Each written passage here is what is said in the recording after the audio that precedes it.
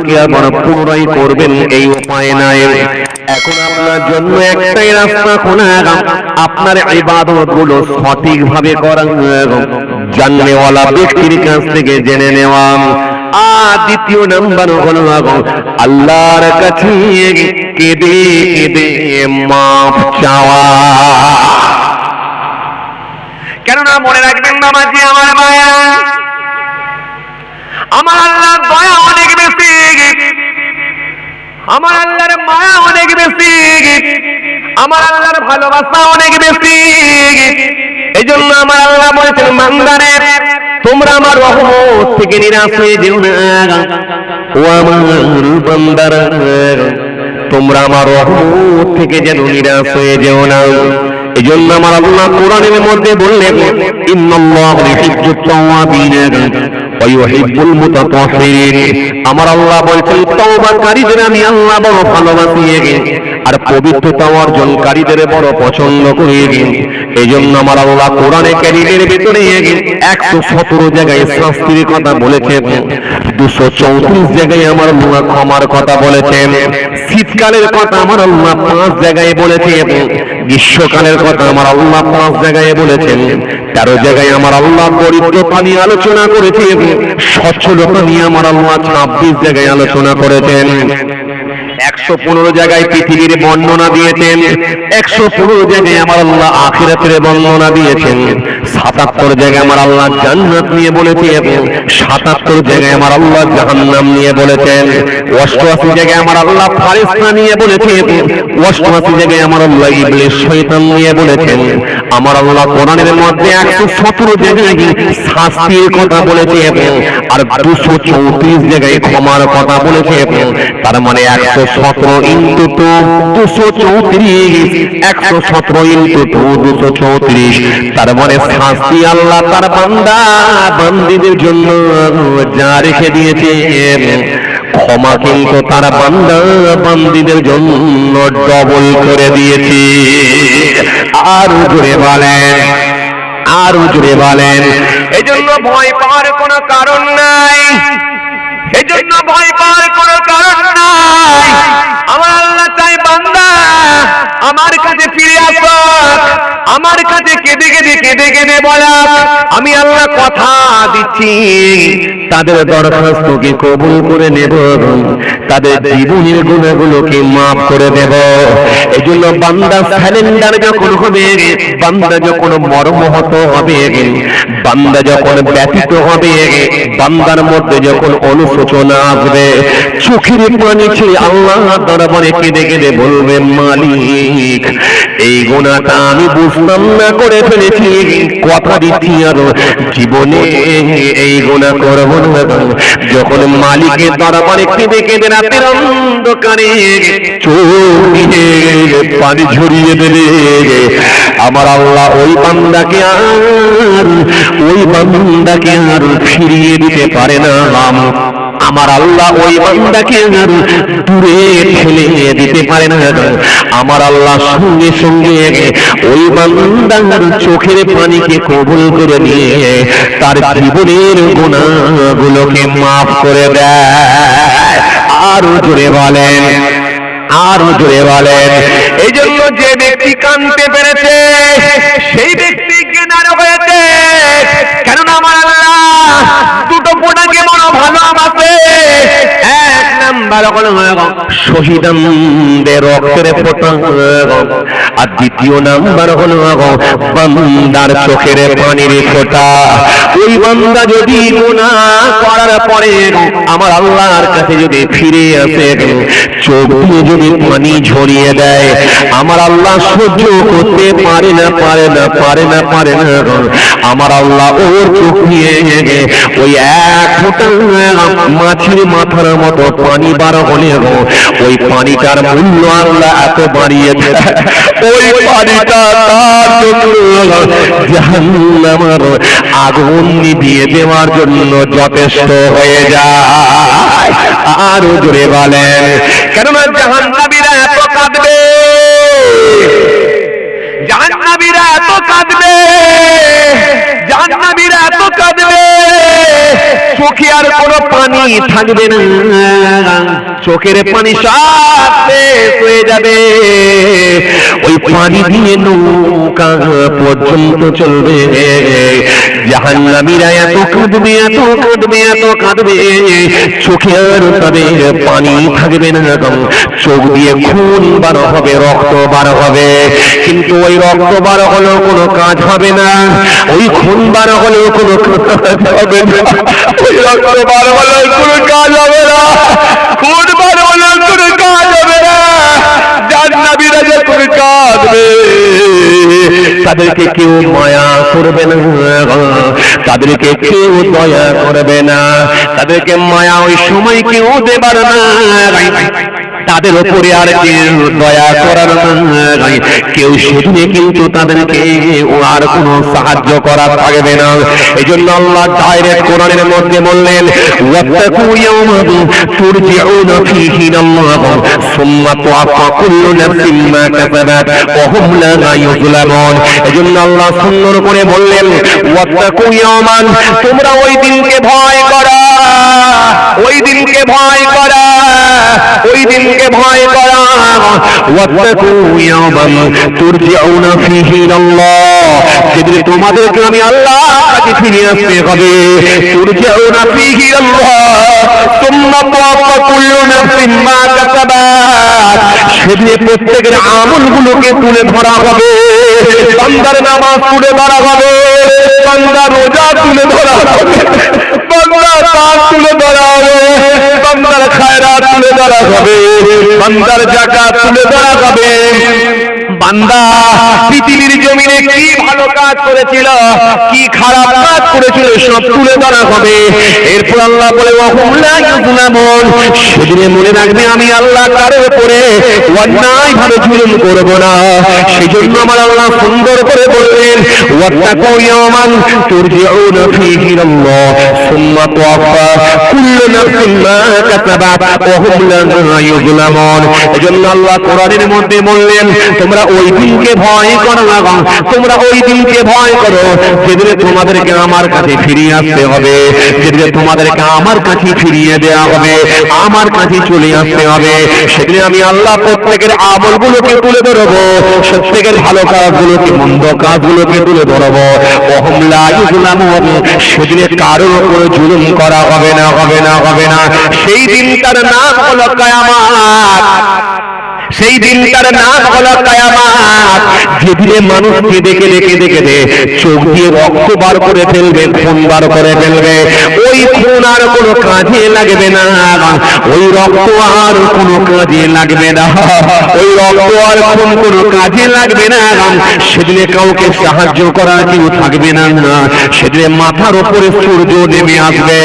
আজ সূর্যের দিকে যদি তাকিয়ে দেখেন, সূর্য কত উঁচুতে, এরপরও যখন 43 ডিগ্রি 44 ডিগ্রি যখন তাপমাত্রা হয়ে যায়, মানুষ ঘেমে যায়, ওই গরম সহ্য হয় না, 43 ডিগ্রি তাপমাত্রা সয়ে নিতে পারে না, 44 ডিগ্রি তাপমাত্রা সয়ে নিতে পারে না, মানুষ আর সহ্য করতে না পেরে কেউ বড় লোকেরা এসি ঘরে চলে যায়, এসি রুমেতে চলে যায়, একটু আরাম চায়, আরাম চায়। যাদের আর্থিক অবস্থা সচ্ছল নয়, কেউ বাঁশতলায় চলে যায়, কেউ নদীর পাড়ে চলে যায়, কেউ পুকুরের পাড়ে চলে যায়, কেউ গাছের নিচে গিয়ে বসে থাকে আর হাত পাকা নিয়ে নিজের শরীরে হাওয়া দেয় আর বলে, বাবা কি গরম করেছে। ও মুসলমান শুনে রাখেন, এত উপরে সূর্য থাকার পরে যদি এত তাপমাত্রা বেশি হয়, এত গরম লাগে, সেদিনে মাথার উপরে সূর্য নেমে আসবে, ওই দিনের ঘাম মানুষ কারো হাঁটু পর্যন্ত হবে, ওই দিনে কারো কোমর পর্যন্ত হবে, ওই দিনে কারো বুক পর্যন্ত হবে, ওই দিনে কারো গলা পর্যন্ত হবে। যে যেমন গুনাহ করবে, যে যেমন পাপ করবে, তার ঘামটাও ঠিক সেরকম হবে। এমনও মানুষ থাকবে, ওই ঘামেতে মানুষ সাঁতার দিতে থাকবে, সেদিকে কিন্তু সাহায্য করার কেউ চাইবে না। বান্দা চিৎকার করবে, পানি পানি পানি পানি, আর পাচ্ছি না, এক গিলাস পানি দাও, এক গিলাস পানি দাও, এক গিলাস গিলাস পানি দাও, বান্দা চিৎকার করবে পানি পানি পানি পানি। কোরআন শরীফের মধ্যে আল্লাহ বলে দিয়েছেন তাদেরকে পানি দেওয়া হবে না হবে না হবে না। কোরআন শরীফের মধ্যে আল্লাহ সুন্দর করে বললেন তাদেরকে রক্ত দেওয়া হবে, তাদেরকে পুঁজ দেওয়া হবে। ওই পূজা রক্ত আর চেষ্টা চালায় পূজা রক্ত পর্যন্ত ওই জাহান্নামীরা পান করবে। তারা সেই সময় ক্ষুধার যন্ত্রণায় চিৎকার করবে কিছু খেতে দাও, কিছু খেতে দাও, কিছু খেতে দাও, কিছু খেতে দাও, কিছু খেতে দাও, চিৎকার করতে থাকবে। আমার আল্লাহ জানিয়ে দিয়েছেন তাদেরকে কোনো খাবার দেওয়া হবে না। সেই সময় ফেরেশতা ডালযুক্ত কাঁটা নিয়ে গিয়ে হাজির করবে। ওই ডালের সঙ্গে কাঁটা থাকবে, ওই কাঁটাযুক্ত ডালগুলোকে তাদের সামনে দেওয়া হবে। ওই সময় খোদার যন্ত্রণায়, ওই সময় খোদার জ্বালায় ওই কাঁটাযুক্ত ডাল যখন খেয়ে ফেলবে, খেয়ে নেওয়ার সাথে সাথে তাদের গলাতে গিয়ে আটকে যাবে। গলাতে গিয়ে যখন আটকে যাবে বড় বড় গলায় এমন ভাবে লেগে যাবে আর বেরোবেও না আর ভেতরে যাবে না। তাদের নারী পর্যন্ত ছিঁড়ে বেরিয়ে আসবে, চিৎকার করবে। সেদিনে বাঁচাবার কেউ থাকবে না। সেই দিনটার নাম হলো কিয়ামত, সেই দিনটার নাম হলো কিয়ামত।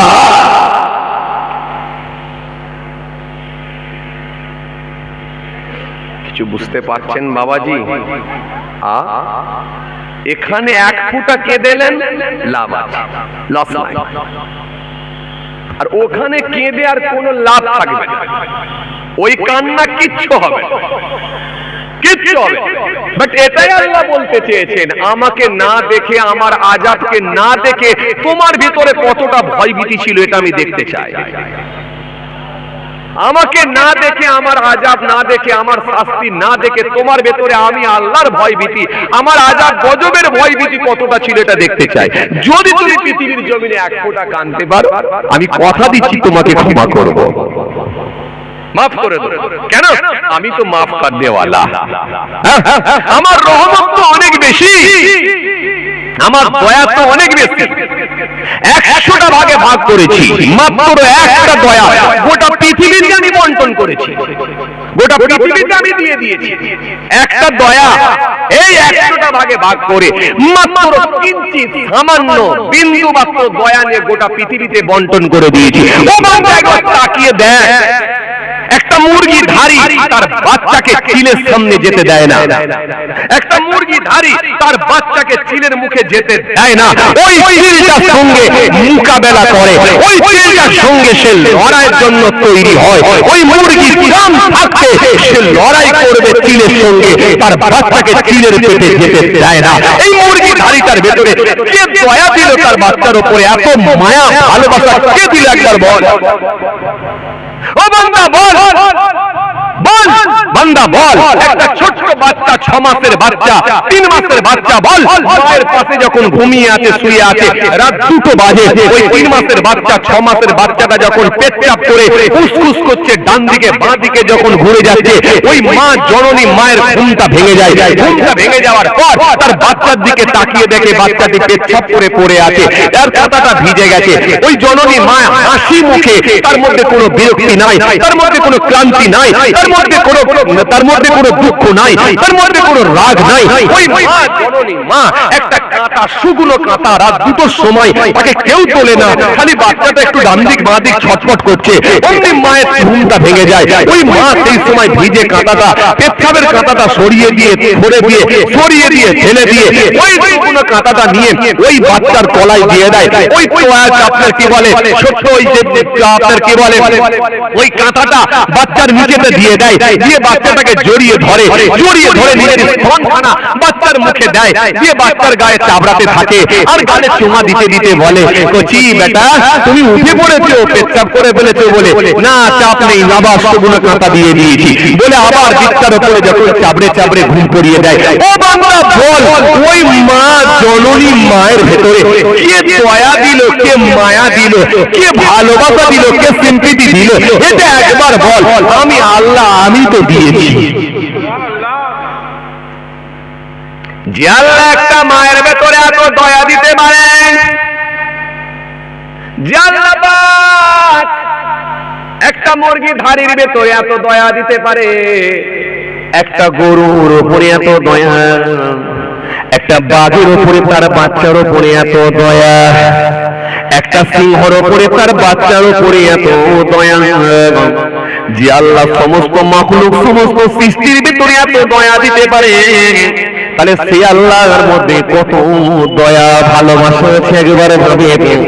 এই জন্য পৃথিবীর জমিনে বান্দা যখন আল্লাহ দরবারে ফিরে আসবে, চোখের পানি ছেড়ে সালেন্ডার হয়ে যাবে, ও আমার মালিক ক্ষমা করে দাও, মাফ করে দাও।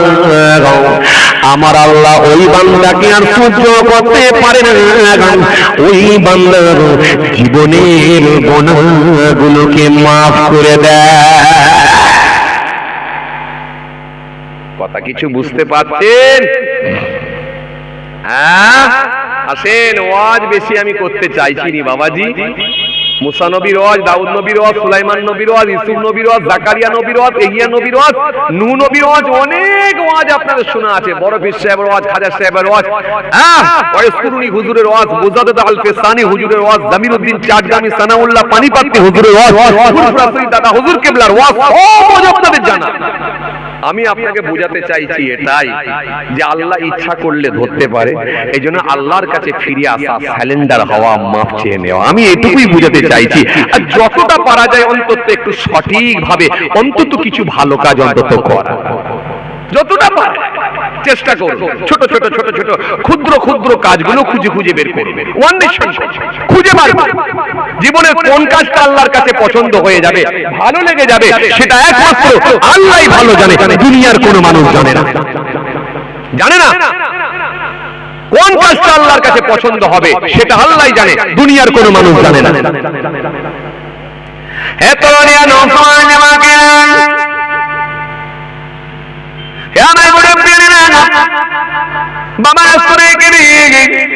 কিতাবের মধ্যে পাওয়া যায়, আল্লাহ নবী সুন্দর করে বললেন, কিতাবের মধ্যে পাওয়া যায় এক ব্যক্তি রাস্তা দিয়ে হেঁটে হেঁটে হেঁটে হেঁটে হেঁটে যাচ্ছে। ওই ব্যক্তিটা যখন রাস্তা দিয়ে হেঁটে হেঁটে হেঁটে যাচ্ছেন, ওই ব্যক্তিটার মধ্যে বড় পিপাসা লেগে গেল, তেষ্টায় ব্যক্তিটার কলিজা ফেটে যায়। আজ আপনি যদি রাস্তা দিয়ে হেঁটে হেঁটে হেঁটে হেঁটে চলে যাবেন, রামবের ঘেরি মোড়তে গেলে আপনি দেখবেন চায়ের দোকান পাবেন, মিষ্টির দোকান পাবেন। ওই চায়ের দোকানে গিয়ে, মিষ্টির দোকানে গিয়ে আপনার তেষ্টাটা আপনি নিবারণ করতে পারবেন। এরপরে যদি আপনি ওখান থেকে একটু আগের দিকে চলে যান, আগের দিকে গেলে নেত্রা বাজার পেয়ে যাবেন, সেখানে গিয়ে আপনি চায়ের দোকান পাবেন, মিষ্টির দোকান পাবেন। ওই মিষ্টির দোকানে গিয়ে, চায়ের দোকানে গিয়ে আপনার তেষ্টাটা আপনি নিবারণ করে নিতে পারবেন। তারপরে যদি ওখান থেকে আপনি একটু যান, কালীতলা বাজার পেয়ে যাবেন, সেখানে গিয়ে আপনি চায়ের দোকান পাবেন, মিষ্টির দোকান পাবেন। ওই মিষ্টির দোকানে গিয়ে, চায়ের দোকানে গিয়ে, স্টেশনারি দোকানে গিয়ে আপনি পানি পান করে আপনার তেষ্টাটা নিবারণ করতে পারবেন। এরপরও আপনি টিউবওয়েল পাবেন, এরপরও আপনি ট্যাপ কল পাবেন। ওই টিউবওয়েল ট্যাপ কলে দিয়ে আপনি আপনার তেষ্টাটা নিবারণ করতে পারবেন, আপনার পিপাসা আপনি নিবারণ করতে পারবেন। তারপরে ওখান থেকে যদি আপনি আরেকটু আগে চলে যান, সামনে বোদরা বাজার পাবেন। ওই বোদরা বাজারে গিয়ে আপনি পানি পেয়ে যাবেন, চায়ের দোকান পাবেন। ওই বোদরা বাজারে গেলে আপনি মিষ্টির দোকান পাবেন। ওই মিষ্টির দোকানে গিয়ে, চায়ের দোকানে গিয়ে আপনার তেষ্টা আপনি নিবারণ করতে পারবেন। এই মুসলমান ভালো করে শুনে রেখে দেন, কিন্তু আজ থেকে 1800 বছর আগে, 2000 বছর আগে এত অ্যাভেলেবেল চায়ের দোকান ছিল না, মিষ্টির দোকান ছিল না, স্টেশনারি দোকানও ছিল না। মরুভূমির বালু এক জায়গা থেকে আর এক জায়গা যাতায়াত করাটা অত্যন্ত কষ্টকর ছিল, আর ঘন জঙ্গলকে ভিতরে যেতে হতো। মানুষে মেরে ফেলবে, হিংস্র প্রাণীতে খেয়ে ফেলবে, মানুষের ভেতরে ভয় আতঙ্ক সব ছিল। সবকে কাটিয়ে এক জায়গা থেকে আর এক জায়গা যাতায়াত করাটা অত্যন্ত কঠিন ছিল। কিন্তু সেই সময় যখন মানুষটিকে পিপাসা লেগেছে, তেষ্টা লেগেছে, পিপাসা লেগেছে, পিপাসায় কলিজাখানা ফেটে যাচ্ছে, কোথায় গেলে একটু পানি পাবো, কোথায় গেলে একটু পানি খাবো, এদিকে ওদিকে তাকাতে লেগেছে, কোথাও কিন্তু কুয়া পাচ্ছে না। 1800 বছর আগে, 2000 বছর আগের কথা বলছি, সিচুয়েশনটা কেমন ছিল একবার বল। এই পানি কিন্তু অ্যাভেলেবেল পেতেন না মানুষ। কত কষ্ট করে মানুষকে জীবনযাপন করতে হয়েছে। লোকটি রাস্তা দিয়ে যাচ্ছে, কোথায় গেলে একটু পানি পাবো, তেষ্টা নিবারণ করব, কোথায় গেলে পাবো। মানুষটি যখন কলিজা পেটে যায়, পানি খাবেন মনে, ওই লোকটি তখন কোথায় গেলে একটু পানি পাবা, ডান দিকে বাঁ দিকে তাকান, কিছুটা আগে গিয়ে দেখেন আল্লাহর কুদরতি ক্ষমতায় সবই সম্ভব। সামনে গিয়ে একটু আগে দেখি সামনে একটা কূপ দেখা যায়, সামনে একটা কুয়া দেখা যায়। ওই লোকটি নিজের পুতুলের মধ্য থেকে, গাঁঠুলের মধ্য থেকে, ওই ব্যাগের মধ্য থেকে, পুতুলের মধ্য থেকে একটা পাত্র বের করলেন, পাত্র বের করে কূপের মধ্যে ফেললেন, পানি তুললেন, পানি তুলে সে তার তেষ্টা পিপাসা নিবারণ করে নিলেন। তেষ্টা পিপাসা নিবারণ করে দিলেন। তেষ্টা যখন নিবারণ হয়ে গেছে, পিপাসা যখন নিবারণ হয়ে গেছে, হঠাৎ করে দেখা যায় একটা কুকুর কোথায় ছিল, কোথায় ছিল একটা কুকুর। ওই কুকুরটাও কূপের সামনে এসে ওই কুকুরটা হাঁপাতে লেগেছে, তার জিভটা বেরিয়ে গেছে, কূপের দিকে তাকিয়ে আছেন, কূপের দিকে তাকিয়ে আছে। অবালা জানোয়ার, কথা বলতে পারে না, অবালা জানোয়ার কারোর সঙ্গে কথোপকথন করতে পারে না, অবালা জানোয়ার মানুষের কথা বুঝতে পারে না। কিন্তু ওই লোকটির দিকে তাকায় আর কূপের দিকে তাকায়, ওই মানুষটি বুঝতে পেরে গেলে, নিশ্চিত ভাবে মানুষটি বুঝতে পারলে ওই কুকুরটাকেও নিশ্চিত ভাবে পিপাসা লেগেছে, তেষ্টা লেগেছে। ওই মানুষটি আর থাকতে না পেরে কূপের মধ্যে ওই পাত্রখানা কূপের মধ্যে ফেললেন, কূপের মধ্যে পাত্রখানা ফেলে পানি তুললেন, পানি তুলে কুকুরের মুখে দিতে লাগলেন। যখনই কুকুরের মুখে পানি দিতে লাগলেন, ওই কুকুরটি সঙ্গে সঙ্গে পানি খেতে লাগলো, তেষ্টা নিবারণ করলাম। যত সামান্য পানি তার পেটের মধ্যে গেল, কিছুটা পানি বাইরে পড়ে গেল, তার তেষ্টা পিপাসা নিবারণ হয়ে গেল। মুহূর্তের মধ্যে দেখা যায় ওই কুকুরটা ছুটে চলে গেল। যেই কুকুরটা ছুটে চলে গেল, ওই মানুষটি আর দেরি না করে তিনিও তিনার গন্তব্যস্থলের দিকে চলে গেল। কিতাবের মধ্যে পাওয়া যায় আল্লাহ নবী সুন্দর করে বললেন, এই মানুষটা এই কুকুরকে পানি পান করানোটাকে আমার আল্লাহর কাছে এত পছন্দ হয়ে গেছে, আমার আল্লাহকে এত ভালো লেগে গেছে, এই ছবিটা ফুটেজটা আল্লাহকে এত পছন্দ হয়ে গেছে, ওই মানুষটার উপরে আমার আল্লাহ খুশি হয়ে গিয়ে, ওই মানুষটার উপরে আমার আল্লাহ রাজি হয়ে গিয়ে, সন্তুষ্ট হয়ে গিয়ে তার জীবনের পূর্বের সমস্ত গুনাহগুলোকে মাফ করে দিয়েছে। এই কথা কিছু বুঝতে পারছেন? একটা ছোট্ট ভালো কাজ আল্লাহকে ভালো লেগে গেল।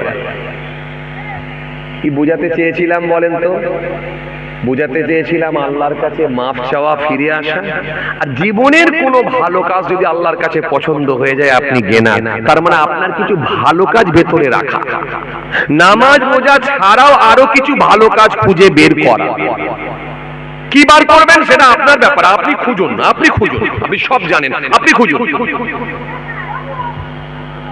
তাহলে আল্লাহ ইচ্ছা করলে খুব সহজে কোন কাজ যদি পছন্দ হয় মাফ করে দিতে পারে, আবার যদি মনে করে ধরবো করতেও পারে। আপনারা বারে বারে ওয়াজে শুনেছেন, ইবলিস শয়তান আল্লাহ বলেছিল সিজদা দে, কাকে? কাকে? আদম আসলামকে। এই ওয়াজ ভুলে যাচ্ছেন আপনারা? আদম আসলামকে বলেছিল সিজদা দে। কেন? ইবলিস, পৃথিবীতে এমন কোন জায়গা নাই যেখানে ইবলিসের সিজদা নাই, আসমানে এমন কোন জায়গা নাই যেখানে ইবলিসের সিজদা নাই। এত ইবাদত করার পরেও আল্লাহ তাকে আটকালেন কেন? তার ভেতরে কি ছিল? জোরে বলেন, জোরে বলেন। অহংকার। কি বলেছিল? যুক্তি খাটিয়ে বলেছিল আদমকে সিজদা করব না, আল্লাহ আপনাকে সিজদা করতে রাজি। আর আল্লাহ জানেন তার ভেতরে আছে ওয়াহমিকা, আর আল্লাহ বললেন আদম কি সিজদা করতে হবে। বাট এটা আদম অর্ডার করেনি, হুকুম করেনি, হুকুমটা আমি আল্লাহ করছি, তুই করবি কি করবি না বল। তাহলে একটা অন্যায়, আদমকে সিজদা নাই, আল্লাহ বলেন গেট আউট অফ হিয়ার, বেরিয়ে যা এখান থেকে, বহিষ্কার করে দিলাম, বেরিয়ে যা এখান থেকে, বেরিয়ে যা, আমার কাছে কোনো জায়গা নাই। আল্লাহ বের করে দিলেন, খালি একটা কি, আদমকে সিজদাটা দেয়নি। আল্লাহ নারাজ হয়ে গেলেন। তাহলে ধরলে আল্লাহ একটা তো ধরতে পারে। এই কথা বলেন না কেন? হ্যাঁ, তাহলে আমি প্রথমে আপনাদের কি বলেছিলাম? একটা হাদিস বলেছিলাম যে আল্লাহ যদি কাউকে প্রশ্ন করে, জিজ্ঞাসা করে, সে ধ্বংস হতে পারে। এই বলেছিলাম না, বলিনি? আবার খুব সহজে আল্লাহ যদি কাউকে মাফ করে দেয়, আমলনামা যদি ডান হাতে দেয়, সহজে সেই লোকটা পার হয়ে যেতে পারে। বলেছিলাম না, বলিনি? তাহলে আমি এই ছোট্ট আয়াতের উপরে আর একটা হাদিসের উপরে কিন্তু আলোচনা করছি। তাহলে এবার আপনি বলুন, তাহলে আদমকে সিজদা আল্লাহ দিতে বললেন, দিল না। এর ফলে কি হলো? আল্লাহ বের করে দিলেন। ইবলিস যখন বেরিয়ে যাচ্ছে, আল্লাহকে বলছে আল্লাহ আমি যে এত ইবাদত করলাম, আমার ইবাদতের বিনিময়ে কি কিছু পাবো না? আল্লাহ বলেন জান্নাত ছাড়া সব পাবি। ইবলিস সেই সময় দুটো জিনিস চেয়ে নিয়েছিল, এই ওয়াজ আপনাদের জানা আছে। কি? এক, আমার হায়াতটা এত লম্বা করে দেন, একেবারে আমার হায়াতটা করে দেন লম্বা, কিয়ামত পর্যন্ত আমি বাঁচতে চাই। আর দ্বিতীয় নাম্বার হচ্ছে আপনি আমাকে একটা স্পেশাল ক্ষমতা দেন, আমি মানুষের নার্ভের মধ্য দিয়ে, শিরার মধ্য দিয়ে গিয়ে মানুষকে যেন অন্যায় কাজের সঙ্গে, যেন অন্যায় কাজে যেন মানুষকে আমি সম্পৃক্ত করতে পারি, অন্যায় কাজের দিকে যেন মানুষকে অগ্রসর করতে পারি, মানুষকে যেন অন্যায় কাজের দিকে ধাবিত করতে পারি, মানুষকে যেন অন্যায় কাজের দিকে আমি পৌঁছে দিতে পারি। তাহলে এই দুটো আপনি আমাকে ক্ষমতা দেন। আল্লাহ বলেন দুটো ক্ষমতাই দিলাম, কোনো চাপ নাই, দুটোই দিলাম, যা চলে যা, দুটোই দিলাম, কিয়ামত পর্যন্ত বাঁচবি। আর মানুষের নার্ভের মধ্য দিয়ে, শিরার মধ্য দিয়ে অন্যায় কাজের সঙ্গে মানুষকে যুক্ত করবি, চলে যা, এই দুটোই দিলাম। ইবলিস তখন কি বলেছিল? আল্লাহ যে ক্ষমতা আপনি আমাকে দিয়েছেন, আর আপনার একটা বান্দা বান্দিদিকে আমি নাজাত জান্নাতে যেতে দিচ্ছি না। আল্লাহ আমি একটা বান্দা বান্দিকেও জান্নাতে যেতে দিচ্ছি না, কারণ আপনি যে ক্ষমতা দিয়েছেন মানুষের শিরার মধ্যে, নার্ভের মধ্য দিয়ে গিয়ে মানুষকে অন্যায় কাজের দিকে আমি অগ্রসর করতে পারবো। তার মানে এটা মারাত্মক ব্যাপার পেয়ে গেছি। তার মানে আমি জোর করে কাউকে টেনে হিচড়ে ঠেলে নিয়ে কাউকে অন্যায় কাজের সঙ্গে আমি লাগাবো না। সকালবেলা যখন চায়ের দোকানে বসে বসে চা খাবে, অমনি চা খেতে খেতে খেতে খেতে ওই চায়ের দোকানে বসে বসে খালি লটারির দোকানটা আমি দেখিয়ে দেবো, দেখিয়ে দিয়ে তার মাথায় আনিয়ে দেবো, মনে আনিয়ে দেবো, এই তোর গ্রামে মাস্টার বড় বাড়ি, তোর গ্রামে ডাক্তার বড় বাড়ি, তোর গ্রামে প্রধান সাহেবের বড় বাড়ি, তোর গ্রামে ইঞ্জিনিয়ার সাহেবের বড় বাড়ি, আর তুই সে রাজমিস্ত্রির কাজ করছিস, এখনো সেই 500 টাকা বেতন, 500 টাকা মজুরি, কবে বড় লোক হবি? চল চা খেতে খেতে একবার দেখে নে লটারির দোকান আছে, যাবার সময় একটা লটারি মেরে দিয়ে যা, জীবনতলায় একটা মেরে দিয়ে যা, যদি কপাল ভালো থাকে চিন্তা নাই, একবার লেগে গেলে এই এলাকায়, এই গ্রামে সব থেকে বড় বাড়িটা তৈরি হবে। তখন তোর মাথায় লেগে গেল, লেগে গিয়ে বলো না কথা তো যুক্তিসম্মত, বলে দিয়ে সেই লোকটা আর লোভ সামলাতে না পেরে সেই লোকটা কি করলো, যখন রাজমিস্ত্রির কাজে যাচ্ছে, যাবার সময় 10 টাকার একটা লটারির টিকিট মেরে দিয়ে চলে গেল, দিয়ে সে বরবাদ হয়ে গেল, সে বরবাদ হয়ে গেল, সে পথভ্রষ্ট হয়ে গেল। সেই ইবলিস আপনার আমার সঙ্গে, আমাদের সঙ্গে লাগিয়ে দেওয়া আছে। তার মানে সেই ইবলিস যদি আপনার আমার সঙ্গে লেগে থাকে, তার মানে এই ইবলিস থেকে নিজেকে বাঁচিয়ে, নিজেকে কাটিয়ে একমাত্র আল্লাহর দয়া ছাড়া, এছাড়া কোনো রাস্তা নাই, রাস্তা নাই, উপায় নাই। কথা কিছু বুঝতে পারছেন কি বলছি? সেই ইবলিস কি ভাবছেন আপনাকে ছেড়ে দিয়েছে? ছাড়েনি, আপনার পেছনে লেগে আছে। তাহলে আসেন, ভুল বুঝবেন না, রাগ করবেন না। সেই সময় ইবলিস বলেছিল, আল্লাহ যে ক্ষমতা, যে পাওয়ার দিয়েছেন, আর জান্নাতে যেতে দেবো না কাউকে। আমার আল্লাহ সেই সময় ইজ্জতের কসম করে বলেছিল, যদি কোনো বান্দা গুনাহ করার পরেও আমার কাছে সে ব্যথিত হয়ে ফিরে আসে, অনুতপ্ত হয়, স্যালেন্ডার হয়, চোখের পানি ছেড়ে কেঁদে আমাকে বলে মাপ চায়, আমি কথা দিচ্ছি তার জীবনের গুনাহগুলোকে মাফ করে দেব। কথা কিছু বুঝতে পারছেন? তাহলে আপনাকে আমি একটা মেসালও দিলাম। কি দিলাম? কুকুরকে